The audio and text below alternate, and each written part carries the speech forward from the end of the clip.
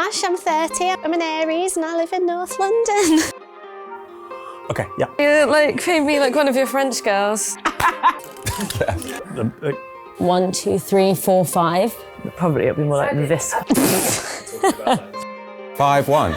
So there's a camera here as well as here. 4. 3, 2, 1. clap. Okay, fine. On Tisky Sour, we explain why the cost of living crisis isn't an accident. It's not because of the war in Ukraine. It's not inevitable. It's a political choice engineered by Sunak and dictated by a Tory ideology that at its very core seeks to protect the obscene wealth of the super rich at the expense of the majority of us. Every Monday, Wednesday and Friday, our producers, Fox and Alex, Stephen, our researcher, and me, work together to make a show that really holds the establishment to account. We try to fill the gaps in the coverage of the crisis that other outlets simply ignore. And with our guests and co-hosts, we ask, what would a government that protects society from mass exploitation do? How do we make a world where people are protected from terrifying poverty? Since this time last year, we've grown from a 2-person to a 4-person team. We've live streamed over 150 shows 3 times a week. We've got 2.5 million views last month. We want to keep scrutinizing mainstream news narratives and politicians' lies while exposing the forces that drive them. The cost of living crisis is the biggest story this year by a long way. And that's not to say, it will have the biggest consequence. The war in Ukraine is huge. But when it comes to a story that really touches our audience, when Rishi Sunak did his spring statement, our views went through the roof. Something had happened which just infuriated people, which is that they could see coming down the road inflation of 8%, and wages and benefits going up 3%. We're getting fundamentally poorer, and that's because Rishi Sunak, we all saw it. We all saw what he said. He can't be bothered to do anything about it, and people are infuriated. You've never had it so good. If your parents or grandparents are saying this to you and you're young and you're watching this, tell them they're talking out of their arse. It's also important to remember what's staying the same. Rent. It's not exactly staying the same, it is increasing. But when I hear, energy bills are going up £600 a year, or there are going to be people choosing between eating and heating, it's horrible. I do dwell on this on Tisky Sour. I'm not ashamed of it. I come back to this all of the time, I think because it annoys me quite, personally. Prices are going up by 8% and incomes are only going up by 3%. So people who are already struggling are now screwed. This unites everyone, communists, social democrats, market liberals. No one, when you really think about it, thinks that we should be transferring 50% of our income to someone else for doing absolutely nothing other than being rich enough to have bought up the houses that we then have to beg to live in. Is that your special mug, Ash? The fringe is a risk, because it can go awry. We happy? Industrial action isn't something that's featured in the news anymore at all, really. But ordinary people are overworked, underpaid and exploited every day, and they're fighting back through strikes, direct action and community organising. It's been a conscious editorial choice to commission articles that explore both how we protect and secure advances for people today and how we shift the ground on which politics sits in the long run. In the past year, we've published over 400 pieces of opinion, reportage and analysis on these issues from voices across the left. Now, we want to break more stories, deepen our analysis of how these struggles are won and lost, and publish sustained and meaningful discussion of where all this fits within the wider political landscape.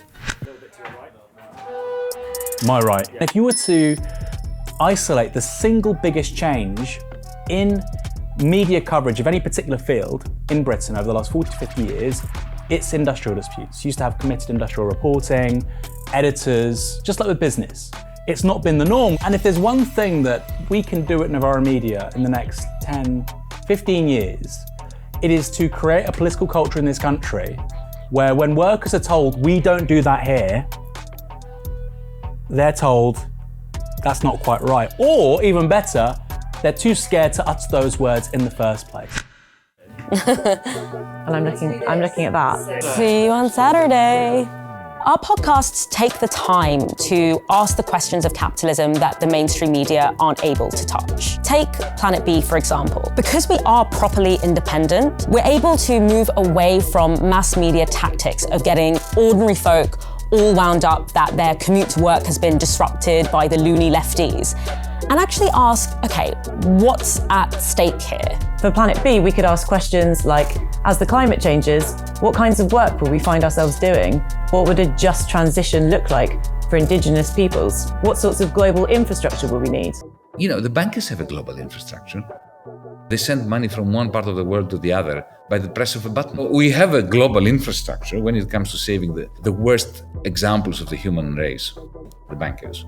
But when it comes to having a clean transition, everybody is out there on their own doing really stupid things. I mean, you don't need to be left-winger to know that this is madness. Planet B looked at why the promise of green infrastructure is constrained by capitalism and bound up in economic policy that punishes debt-laden countries in the global south. My wife's friends just bought a water filter that gets rid of microparticles. And why can't taps just do that?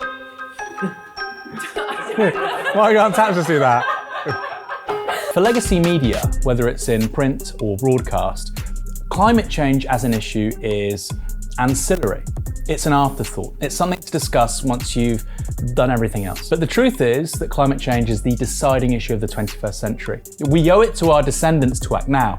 With legacy media treating the issue as they do, that is not going to happen. It's not just about reforesting. It's not just about things that we typically understand to be environmental issues, but that things like debt is a climate justice issue, work is a climate justice issue, infrastructure, migration, all of these elements that have been deliberately obfuscated in the mainstream media conversation in order to minimize the scale of change that we would need in order to meet this crisis with the urgency and depth that it requires, we were certain to center that in our work, and it wouldn't have been possible without the resources and the freedom that we have as a supporter and subscriber-based media outlet. Ready? I haven't spoken to people for so long. Mainstream media sucks. Great. Okay. Why Novara? Because if you want to work in a media company with integrity in 21st century Britain, there aren't many options. At Novara, I'm really keen to carry on doing the work that I already have been, amplifying the voice of underrepresented people, making sure that those demographics who usually find their stories told for them are able to do it themselves. Novara is one of the few companies that recognized me and the things I wanted to do and said, we're going to give you the space to do them. Yeah, Okay. Yeah.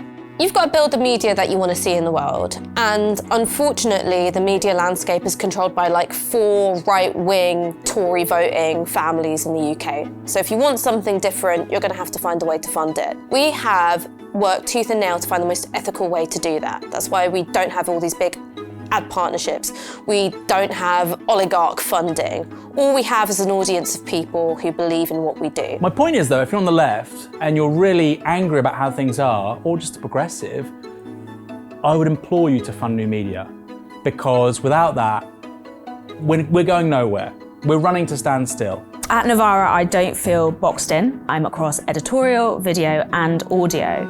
And knowing that I'm doing so with the backing of our regular supporters rather than a billionaire funder means that I feel I can report the truth, the whole truth, and not just the one that the people with the deep pockets might want to hear. How did we get here? If you look at changes in media ownership in the 60s, the 70s, Rupert Murdoch first comes to Britain in 1968, buys News of the World. You can directly map on things getting worse with changes in media ownership, with the billionaire class controlling our newspapers, controlling our radio and TV waves. I remember when Novara Media was 2 guys on Resonance FM speaking to an audience of like 20 anarchists in Southeast London. And as our supporter base grew, our ability to make content, to cover more issues, produce articles, do video, all of this absolutely blossomed. But that fundamental dynamic of we're people who are speaking to the social reality of our listeners has never gone away. So the more supporters we get, obviously the more content we get, but also fundamentally the more people's lives we can speak to and reflect in our work. Over 100,000 of you visited novaramedia.com to watch, read, and listen to our journalism in the past month. Over 200,000 of you have subscribed to Novara Media on YouTube, and we've got 2.5 million views last month alone. Just 6,000 regular supporters have made this possible. Imagine what we could do with 10,000 of you backing us.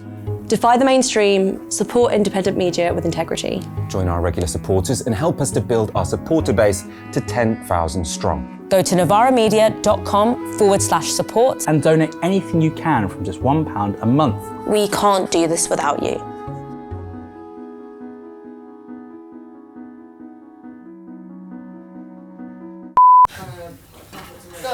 Mainstream media. Sorry, I've got to go. This is actually Jeremy Vine.